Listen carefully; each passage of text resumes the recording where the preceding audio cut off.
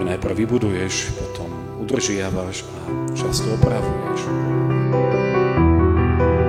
Nie je to ani dosiahnuť vrchol hory, ale najskôr výsť z údolia, dlhé stúpanie, bolestné pády v zime, za noci, za horúcou slnka. Nie je to ani pevné zakotvenie v prístave šťastia, je to plavba po voľnom mori na vlnách búrky.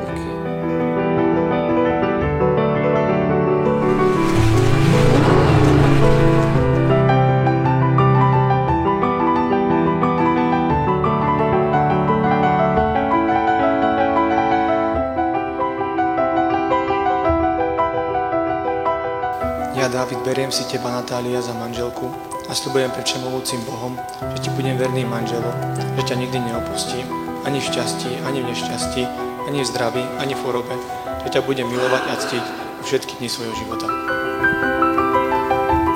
Ja, Natália, beriem si teba, Dávid, za manžela a sľubujem pred všemohúcim Bohom, že ti budem vernou manželkou a že ťa nikdy neopustím, ani v šťastí, ani v nešťastí, ani v zdraví, ani v chorobe, a že ťa budem milovať a ctiť po všetky dni svojho života.